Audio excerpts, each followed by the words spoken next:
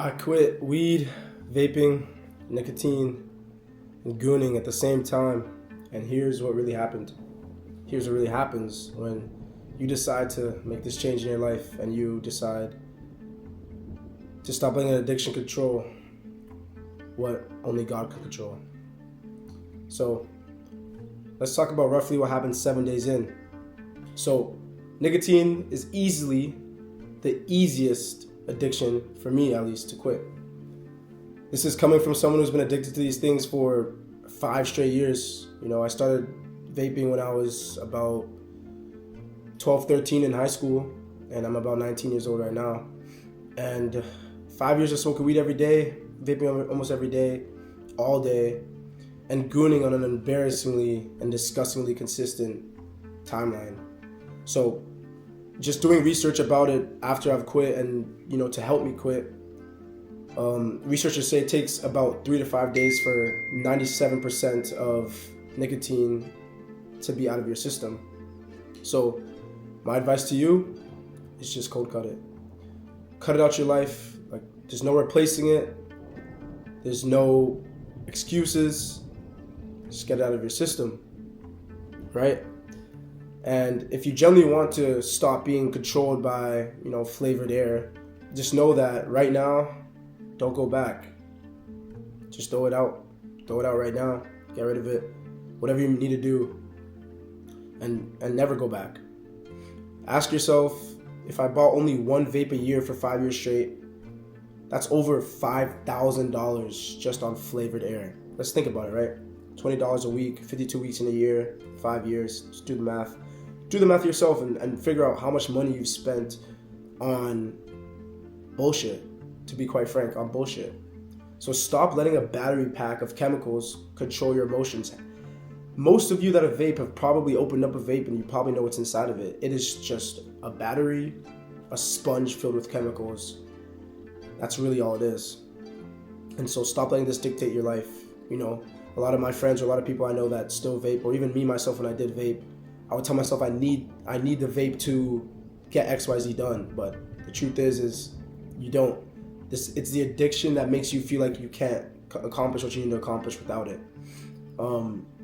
For example, another reason why, I can give you another great reason why you should quit nicotine, because, for example, me, myself, I would find myself waking up in the morning, and the first thing I would do is searching for that morning heady that I would never really get. And so what this does is the vape becomes an idol, because anything that comes before God is an idol. And so if the first thing I'm doing when I'm waking up is thinking about where my vape is under my pillow, where my vape is, reaching for my vape, and not thanking God for even being alive, well then that's me creating an idol with something so small as a flavored vape, right? So stop letting these chemicals control your emotions, dictate your mood, and etc. What you don't realize is between every vape hit, between every time you vape, every time you consume nicotine, your body is going through these withdrawal symptoms, and you're fiending for that underwhelming heady. Your body's going to go through these constant mini cycles of nicotine withdrawal between these hits every day. So let's say you hit a vape and you have class. You can't hit a vape till the end of the day. So you get to your car or whatever. You're going through these withdrawal symptoms throughout the day, these mood swings. That is the addiction telling you that you need nicotine. And so it's making you irritable. It's making you not able to focus because all you're focusing on is that next hit. Why? Because nicotine is such a weak drug. It's so weak. Your appetite changes, mood swings, tiredness, lack of energy isn't because you didn't hit a vape.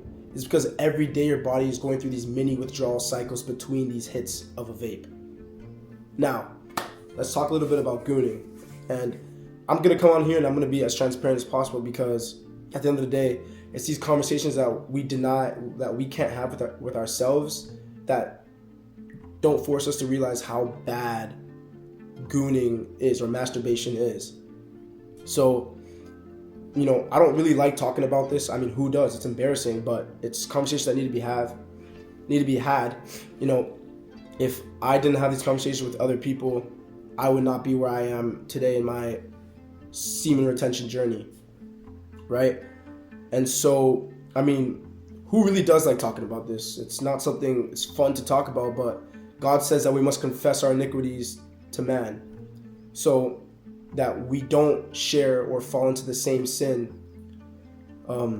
If we can help someone else, fall out of sin, then who am I to not speak up about my journey, right?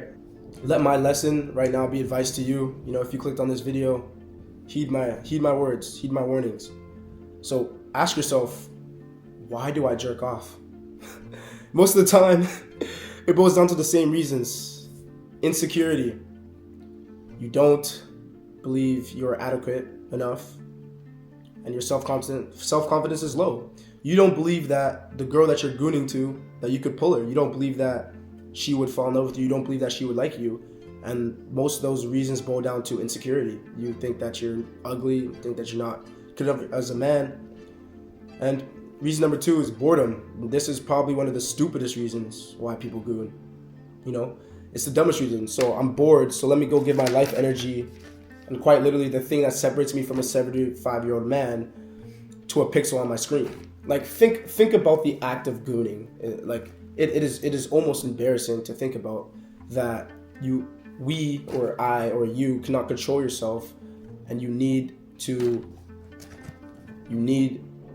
look at someone on the screen and force yourself to bust a nut to them.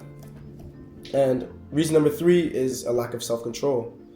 Some men, for example, maybe you're walking down the street, you're walking through class, you see a girl that you think is very attractive, and that's where lust starts. Lust is a sin of the eyes. It starts in the eyes, right? And so what happens is you see this beautiful woman, and you can't control yourself. You go home and you find yourself searching up a video. Nowadays with how advanced technology is, you could find whatever you want. You could find whatever you want. And so this lack of self-control leads you to the act of gooning. Why is gooning so bad? Like, why is it so dangerous for us to get addicted to something so disgusting? Well, first off, all women are created in the eyes of God. I mean, all men and women are created in the image of God. We know that in Genesis. That's our God is a creator. That's what He does. He creates, right? And so lust is a sin that starts with our eyes. So we must become careful what we consume, what we let into our minds, because once it's in our mind, it becomes very, truly hard to stop that thought process that comes with gooning, And especially if you're a creative person like me. So for all my creative people out there, our minds work in mysterious ways. We are very creative, so we're able to imagine these scenarios, and we're able to ultimately find these exact scenarios that we imagine in our minds.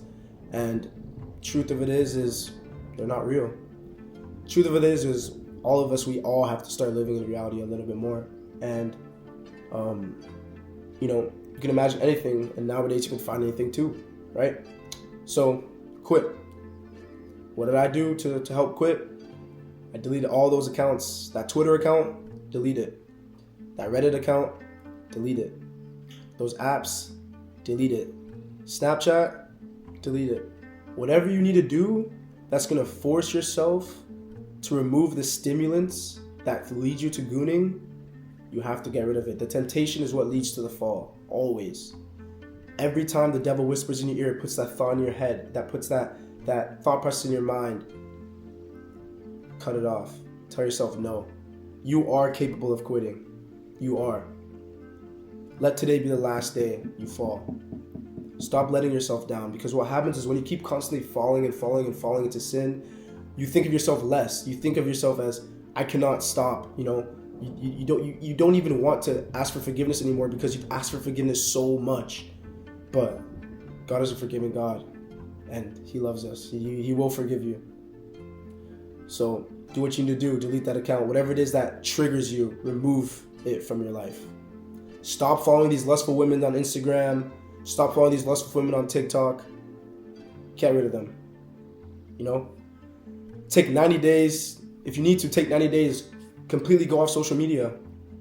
Go to the gym. It helps. Going to the gym helped me substantially get rid of these addictions. 7 days in, let's talk a little bit about the benefits I've seen from semen retention. So about 7 days in, I already started to notice an increase of energy, an increase in motivation. So my mood was changing. I was a lot happier off the wake up. I didn't feel like this brain fog, this like barrier between my goals and what I needed to do in a given day. About 30 to 90 days in, I started feeling more powerful. And this is the best, almost the best benefit I've seen is after a week, your baseline test levels go back to, what it usually is meant to be at. So of course your testosterone is going to go up a little bit, but you genuinely start to feel more powerful. You start to feel more of a man. And that feeling is indescribable.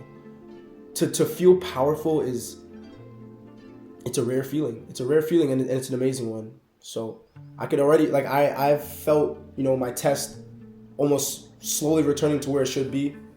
So stop giving these succubuses online, these people, your life energy. Stop giving them your precious life energy to pixels on a screen. And so let's talk a little bit about weed. Now, weed is the hardest thing I've ever tried to quit. I've been smoking for 5 years straight, almost every single day. And think about it. I'm a clothing brand owner. I run a successful clothing brand, and I've been able to run it for the past 5 years with this weed addiction. And I know I wasn't as bad as some other people. I was at least disciplined enough to not off the wake up, hit my pen or smoke a joint off the wake up. But every single night before I sleep, I would. And so what would this do, right? So I wasn't like one of those wake and bakers, right? I actually get a lot of stuff accomplished in the past 5 years, starting a clothing brand in high school, etc., etc. But what if I didn't smoke? How much more would I have been able to accomplish if my mind was clear, if my sleep was better? Well, I'll never know. All I can do is make the change now for my future, right? So how much further could I have gone? I had to ask myself that question, and I realized that what weed was doing to me was making me so comfortable with my living situation that I wasn't comfortable with. After stopping smoking for even just a week, I just realized that I hate my life. I hate it. And weed would fill the void of this hate. It would make me okay with not being okay. And I think that's the issue that people don't talk about is the reason why we smoke is I have to ask myself, why did I smoke? It's to fill some deep trauma that I can't even explain. But weed would take away this feeling of needing to know why I feel this way, and I would just feel almost nothing. I would feel nothing, and I'd be okay with feeling nothing. But the truth is, it's not okay. We can't live our lives just in the limbo of not knowing what's going on. We have to take control of our own minds, because it is our minds that cause us to do what we need to do, right? And so the main thing I'm going to tell you guys about weed, the main reason why I think that every man should quit weed or should not smoke weed on any type of consistent basis is the sole fact that God communicates with us through dreams. We know that in the Bible, the number one way God communicates to people is through visions and through dreams, right? And so I would only smoke to help me sleep. But the truth is when you smoke weed, especially consistently, you lose REM sleep. So I actually didn't have any sort of dreams for almost 5 years. It took me only 3 days of not smoking to have a dream. And to this day, I can tell you exactly what that dream was. It was amazing. I remember I woke up 3 days not smoking and I had a dream, and I remember calling my best friend, shout out Jefta. I remember calling him and I was almost in tears. I was like, bro, I just had a dream. And that feeling of knowing your brain is healing is another level of motivation to never smoke weed again. Not smoking gives you this clarity, gives you this communication with God, that this spiritual sensitivity that weed takes away. And that is why I believe they call it weed the devil's lettuce, because what does the devil do? The devil is a distractor. The devil is a deceiver. So what he does is, especially high value men such as me, such as you watching this video right now, you wouldn't have clicked on this video unless you're trying to better your life. So kudos to you. But what does weed do is it distracts you from your destiny. Because what the devil never wants is for a man to become what God has destined him to be, right? And so what he's going to do is he's going to tell you that you need weed to do XYZ, but you don't. You do not. need it. You may experience insomnia during these times of quitting, and this may be what causes you to fall back into smoking. You know, I used to tell myself I needed to sleep, but the truth is after the first week or so, my sleep schedule has been back to normal. I'm getting great sleep. I feel a lot more rested when I sleep. Even getting less hours of sleep, I feel more rested than when I would get 11, 12 hours of sleep off of a good joint when I was smoking all the time. And so don't let this insomnia barrier, you know, say, okay, don't, you know, you quit for a week and you're like, oh, my sleep's not getting better and I'm just going to smoke a joint. I need to get good sleep. No, you will be okay. Give it a week, give it 2 weeks, even if it takes a month. You will be just fine, my friend. I'm telling you that from the bottom of my heart. Because it's worth it. For the sake of your REM sleep, it is worth it. Because during this REM sleep is when God is trying to communicate to you. I'm going to tell you a little story. You know, no more notes, no more script. The first day I quit weed, I prayed to God. I said, Lord, if my destiny is to be the man you have intended for me, you know, to keep doing this clothing brand, to inspire young men around the world who come from similar backgrounds, broken childhoods, broken families, traumatic families, households, whatever it is, then give me a sign. I said, Lord, wake me up at a time I never wake up at. Wake me up at 7 a.m. And this night I was high. It was 2:30 a.m. I was high, and I went to sleep, and I woke up at 6:30 on the dot, to the minute minute, 6:30. And from that day on, I never ever smoked weed again. And so, let me tell you this. Prayer helps, you know. God says, lean on me, not on your own understanding. So that is one thing I could say confidently that will help you become the man you are meant to be. And so if this video helped you guys out, I'm going to be posting a lot more videos just like this, just being plain and transparent to the camera, just talking about my life experiences and what has helped me get to where I've got to today. And so if you enjoyed a video like this, I would encourage you guys to like and subscribe. I will be trying to post on a more consistent basis. And I will have a lot more things coming, you know, talking about, you know, seeking validation, talking about gooning more, talking about, you know, this weed and vaping addiction more, but more so talking about becoming the man God has destined me, you, us to be. And so, you know, as I said, if you enjoyed this video, make sure you leave a like and subscribe. I appreciate you for watching, and just know that God loves you and you are capable of quitting these addictions that are holding you back from becoming the man God has intended for you. Thank you guys for watching. Peace.